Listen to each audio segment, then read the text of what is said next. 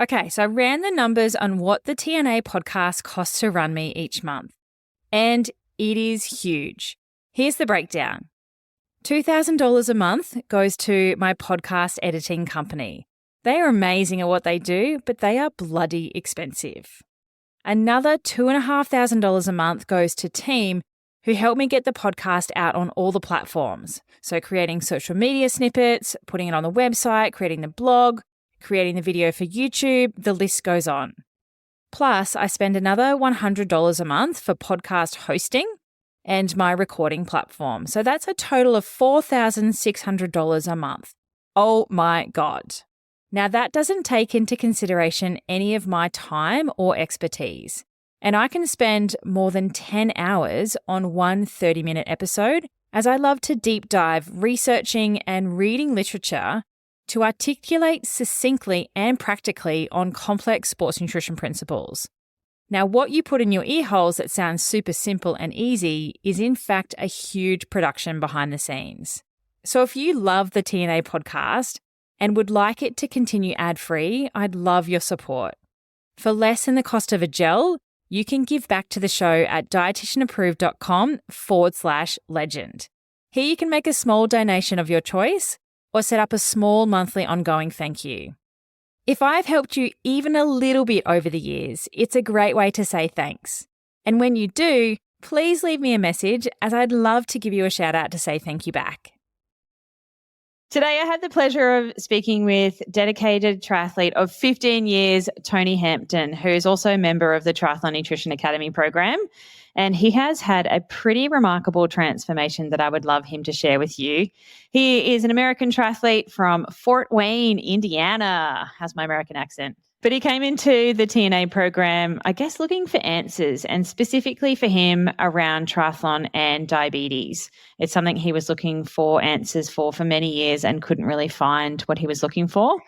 But what he's gained from working on his nutrition goes far beyond what he initially expected. And through small, sustainable changes in habits, Tony has lost a significant amount of weight, reduced his visceral fat levels, and also has better HbA1c control. All of that has been while he has been injured, not doing a lot of consistent training or racing in the sport that he does love, and he's just itching to get back. So in this episode, we're going to dive into a bit of his journey around the sport of triathlon and some of the lessons he's learnt about fueling for endurance sport, specifically with diabetes, and some of the things that have really helped him train hard and race smarter and perform to the best of his ability. So if you are wondering about maybe how nutrition could be the missing piece of your endurance puzzle, then Tony's story, I think, is going to give you some great insight and maybe inspire you to do a little different and eat a little different as well.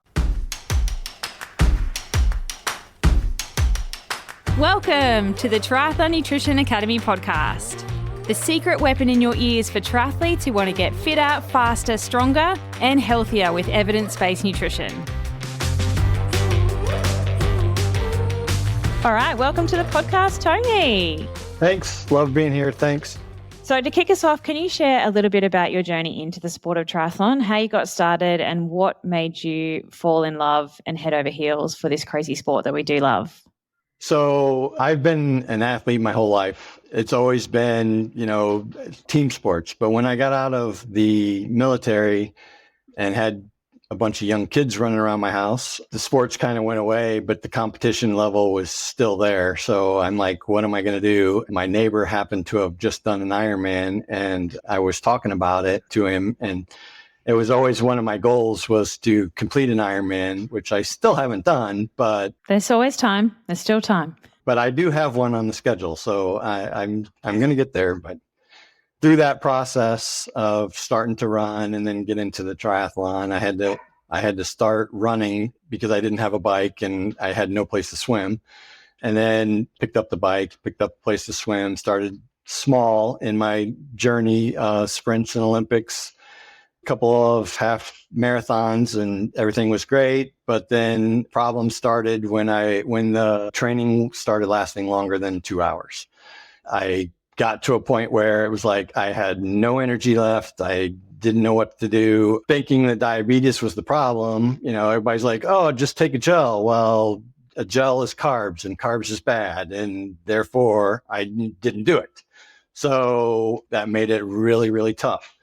I stumbled around for years trying to find how to get past that 2 to 3 hour mark, and had a few injuries, neck surgery, back surgery, shoulder surgery, and arm surgery. And so after all that, or during all that, the Triathlon Nutrition Academy came across my feed, and I was intrigued, and you and I had a couple of discussions around whether you would be able to help for my diabetes. And I was thinking no, but you told me you could. And I said, well, okay, I'll give it a try, but I'm not really sure it's going to work the way I want it to, but well, I'll give it a try, whatever. And did the program and absolutely loved it.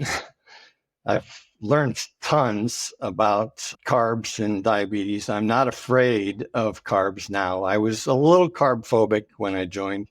I tried keto and it worked for a little bit. I lost a lot of weight. Then I gained it all back and it was unsustainable. But after joining the program, starting phase 3, you put down a challenge to me that I had to accept. And it was no junk food, no alcohol. The benefit was that it was February and it was the shortest month of the year, but it was also a leap year. So there was an extra day.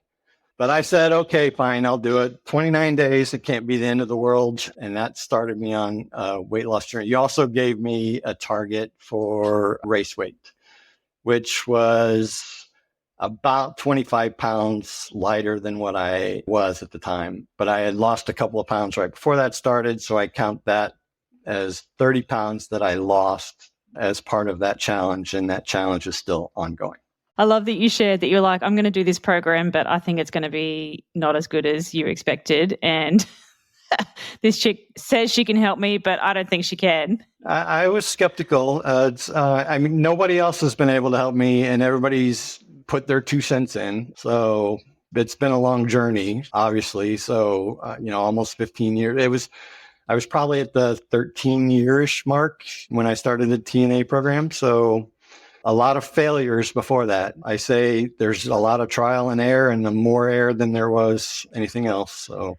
I'm glad you got a lot out of the program and I could actually help you. I'm not one to overpromise and not be able to deliver. I'd much rather go the other direction. When were you diagnosed with type 2 diabetes? How long ago was that? So I was diagnosed in 1999. My daughter was having a birthday party and one of her friends was a diabetic, and that girl's mom gave us a sheet of paper that said, these are the things you have to look for, blah, blah, blah. She can't do this, she can't do that. Well, on that sheet, there was a bunch of symptoms of diabetics. And I was reading it down through the list and I'm like, that's me, that's me, that's me, that's me, that's. So I happened to have had to take one of my other daughters to the doctor a couple days after that. And I said, I might be a diabetic. And the doctor's like, oh, there's no way, whatever. And he took my blood sugar and he's like, when did you eat? I was like, I don't know, 2-3 hours ago. He's like, yeah, your blood sugar is fine. It's right in the normal range. It's like, okay, fine. And then I had some blood work done for some insurance that I was going through for family and all that stuff. And they sent me a letter back saying, take this to the doctor. And that's all it said.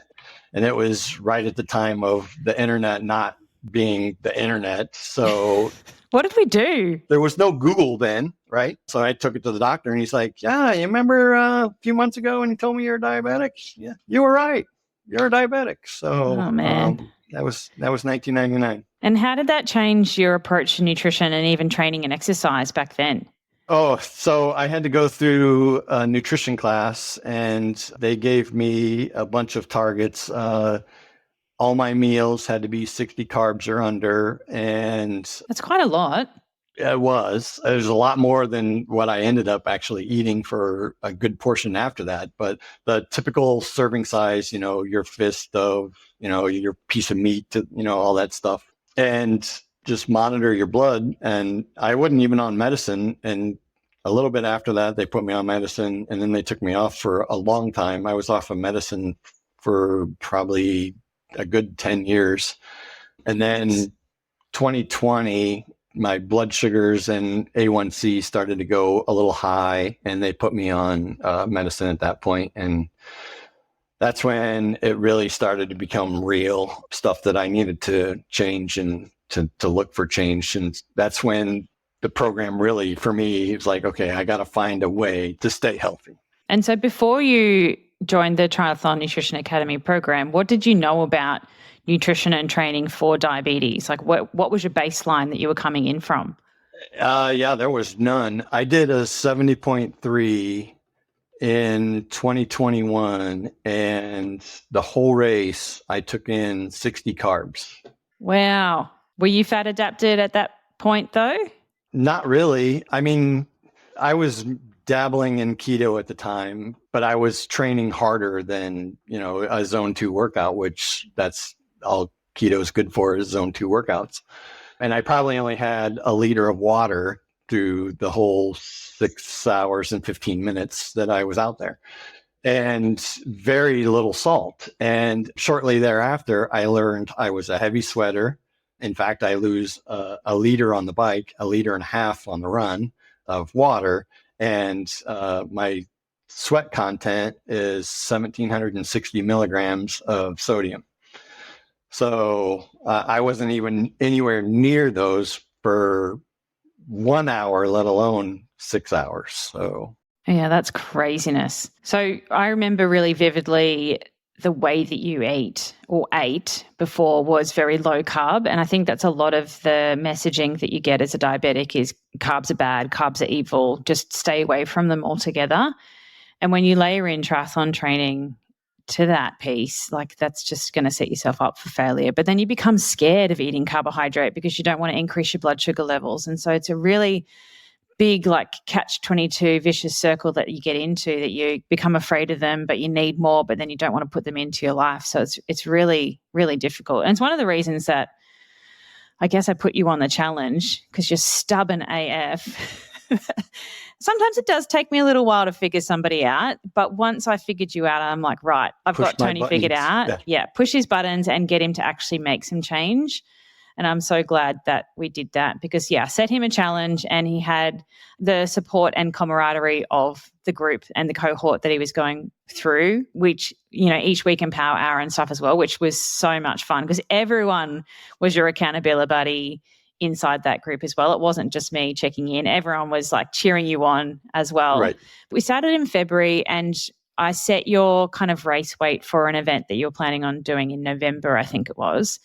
So it was, small, steady, gradual change in body fat loss. Do you remember your DEXA scan numbers from before and post the challenge? So I remember my weight was around 220 and my body fat was around 30%. And it was phase 3 of the challenge. And I think I was the only guy that stayed around for phase 3. So it was me and all these women. And you gave me the challenge, and I had Employee Appreciation Day in the United States, and my boss had given me a candy bar. I had a yellow Post-it note on my desk that had 194, which was my race weight. And I had a lion stuffed animal that came from a different event that one of the employees threw on my desk, and I just left it there. I think they thought I would probably throw it away or give it away or whatever, but I left it there. So I put the candy bar on the lion's lap, and I had the Post-it note, and I posted a picture in the Facebook group, and everybody just jumped on board, there. Along with the ride for me, it's like supporting me, encouraging me, making sure that I was doing what I was saying. I don't know exactly what my body fat was, but I did get down to the 194 a couple months early. I ended up not doing the race because I was still recovering from my bicep tendon tear. Swimming was very difficult. I tried to do a swim and I couldn't even take my hand out of the water. So that makes it difficult when you do it for 2.4 miles. So, yes. So it was not fun, but I don't know what my actual body fat percentage actually dropped down to, but I think right now I'm probably around 20-ish%. So yeah, it was huge. Dropped maybe 10. maybe 10%.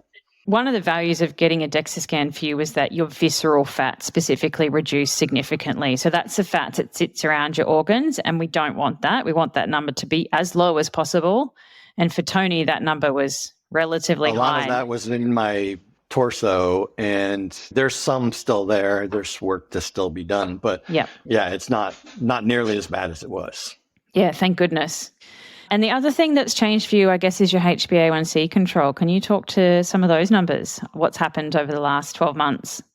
My doctor always is amazed when I go in because he's like, you're this diabetic that's been a diabetic for a long time and you're in pretty good control. My numbers were probably in the mid 6s for the most part, but after I joined the program, it actually dropped down to 5.4.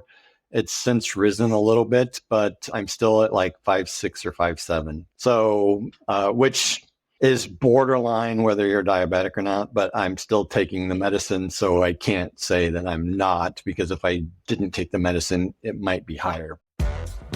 Hey there, sorry to interrupt, it's Taryn here. I just wanted to give you a quick heads up that the Triathlon Nutrition Academy doors are opening again soon for our April cohort. Now, this is your chance to finally understand exactly what to eat and when, so you can train harder, recover faster, and perform at your best. The next cohort kicks off on April 19th, and early bird opens on April 6th. Now, trust me when I say you want to be the first in line, because I've got 2 brand new early bird bonuses that are going to be absolute game changers. Now, I can't say too much yet, but they are highly race specific and they're going to only be available for a limited number of people. Spots are going to fill up quickly, so make sure you've registered your interest in our April cohort and your name is on the list. Head to dietitianapproved.com/academy and do that now. That way, you'll be the first to get the early bird email and access to those exclusive bonuses before doors open to the public. All right, that's it from me. Let's get back into the episode.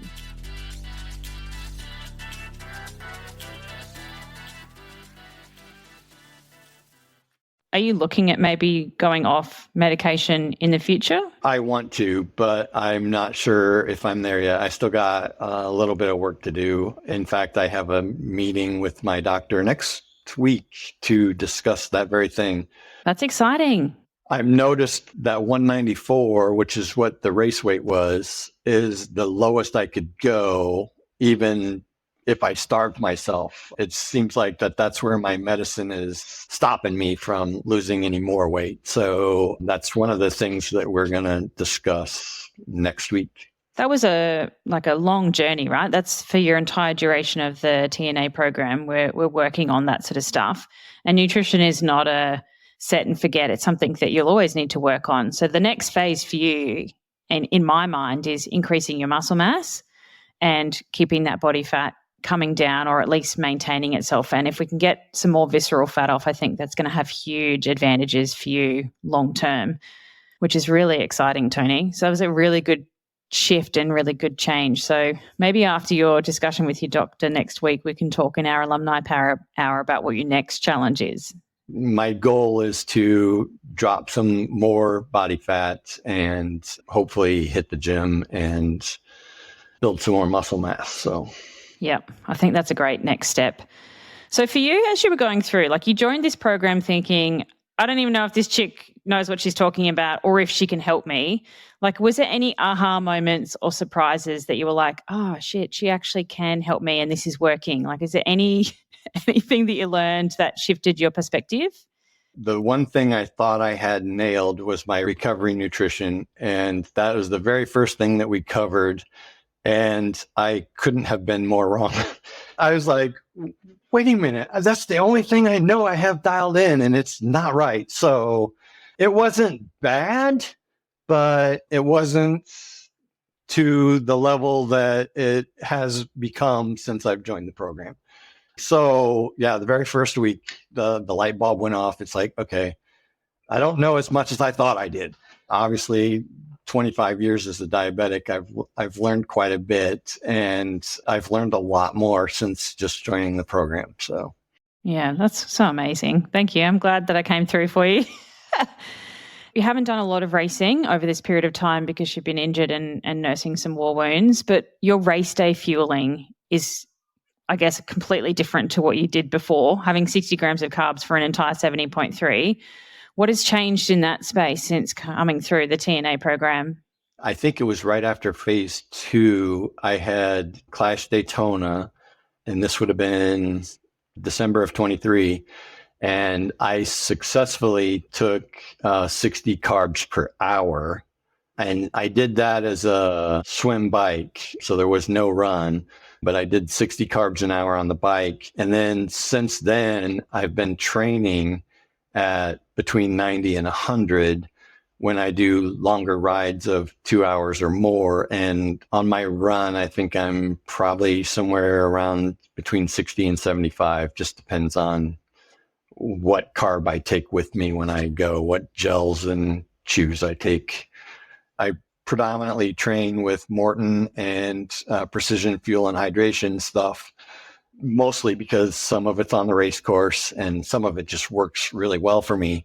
But I also take others, like I'm trying Scratch right now and I'm really liking it. So I also have an allergy to stevia. So I try to stay away from anything that's got stevia, which is a lot of stuff.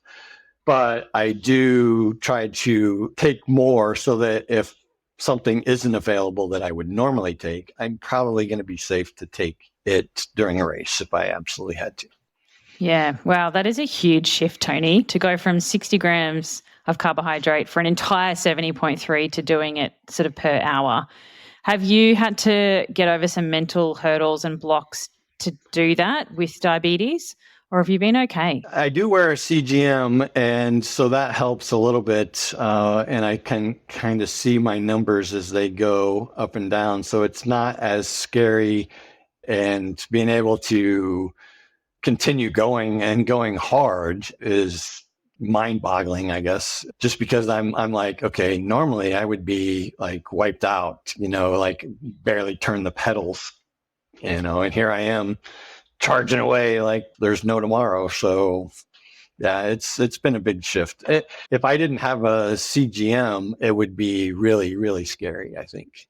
And so do you have any advice for triathletes with diabetes then, based on what you've been through? Like for anybody that might be struggling with their nutrition or not really sure where to start? There's not a lot of information out there. I am in the process of starting a support group through TriDot for diabetics, where we can meet and talk about some of this stuff. But for the most part, you can probably take more carbs than you think you can. And it's okay. I mean, a lot of people are wearing CGMs and they're saying the same thing. It's like, well, I tried to take a little bit of carbs and my numbers went up. It's like, well, that's what's supposed to happen when you're working out, because, your body's elevating your glucose levels, your blood sugar levels, so that it will give you the energy you need. It's not a bad thing to go a little high while you're racing or while you're putting out an effort. It's bad while you're not doing it, and it's always bad if you go low, which I did have an episode where I had a race that I had to abandon because my blood sugar just couldn't go up. And I still haven't figured out why I crashed so much, but I crashed 20 minutes into my run and I made it 20 miles on the bike and I was out of nutrition and my blood sugar was still going down. So yeah, abort mission. Good plan. Yeah. So I made it to the one aid station and I said, okay, I've got about a 25, 30 minute ride back. There's cops at every intersection on the way back. So as long as I can see the next intersection and I'm not crashing, I'm good. I took a couple of gels, which I had never used before. I didn't even know what was in them. So I'm like, okay, I'm just going to take them because I'm out of nutrition. I have nothing. So if I crash, I'm going to take it. And whatever happens, happens. As long as I can see the next cop, they're going to see if I fall off my bike. And I pedaled easy all the way back. I wasn't even in aero. I set up on my bars and just pedaled back easy, made it back and got off the bike and was like just wiped out. No idea what happened, but that was a one-off. but I also raced hard the day before. So I have no idea, because it was Clash Daytona again. And I did the sprint on one day, and I was going to do the middle distance on the next. And I raced the sprint really hard. And do you know what you did? You didn't top up your glycogen stores enough in between. And did you have a beer? no, I did not. But I know I carb loaded well for the Saturday race. I'm not sure I carb loaded well for Sunday's race because you of got to top them what back happened up. on Saturday. I was probably a little undercarbed going in, and I just couldn't catch up. Well, then not a fun lesson to learn the hard way. Right. Well, and that was really my second attempt at carb loading. So I kind of knew what I wanted to do, but I hadn't had anything that was tested and true that I knew would work.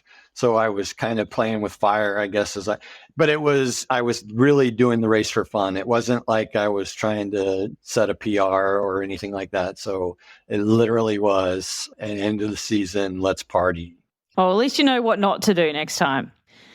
So if you could go back then and give Tony advice, like pre-TNA Tony, what would you say to him? You got to eat carbs. If I would have known in the early 2010s about how many carbs that I really needed to fuel to get through the training and through the racing, I would have been a heck of a lot better athlete. That's okay. There's still time. Are you going to do Ironman when you're 80? What's the plan for you event-wise in the next 20-year block?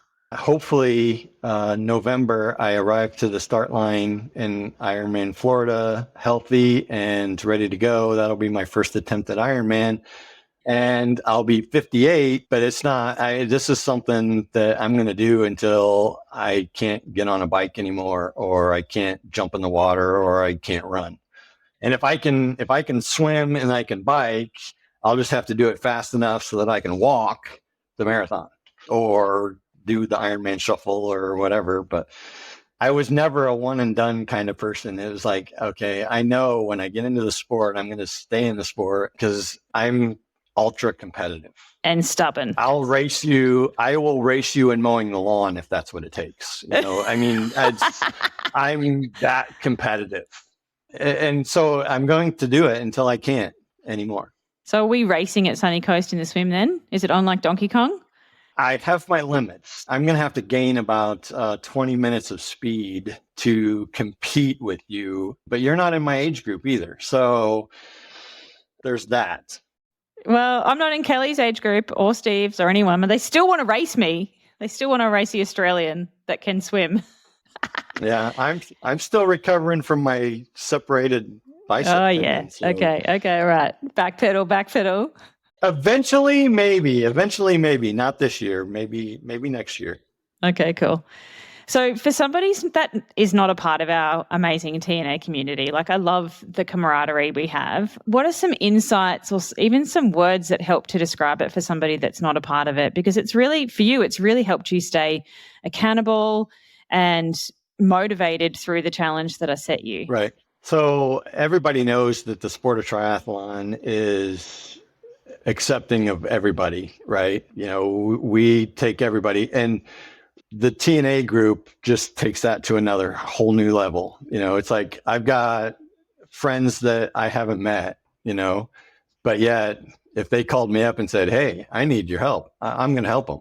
Some of them I have met. I've been lucky to meet a good handful of them. Can't wait to get to Australia to meet the ones that I haven't met yet. So yeah, it's going to be one big fun party week, and then with a triathlon thrown in. And the day after I get there is my birthday. Exactly. Everybody's going to have to celebrate my birthday. Well, when you've got a 70.3 to do in a few short days, maybe you need to save the party for after the race. It'll still be there. Yep. Yeah. It'll be there. Oh, thank you so much, Tony, for joining me on the podcast and sharing your story. I know that there is a lot of diabetics out there that do triathlon that are the same, like just fumbling around trying to figure it out for themselves. And like you said, there isn't really any information out there, which is a good thing in a way, because then you get blindly led astray by generic advice on the internet that may not be right for you. Yeah, but it's also bad in the fact that there's nothing to go off of except for what everybody else does. And all your doctors and, medical care teams and all that are telling you, you can't do this, you can't do this, you can't have carbs, you can't have carbs. So, I mean, it's a mess. I wish there was more information out there, but it has to be the right information. I think you just need to get the right people in your team, right? Get a GP or a doctor or a sports physician in your corner so that you can have those conversations around, all right, this is the sport that I'm doing and that's not going to change. Help me get everything else right. And the same goes for nutrition.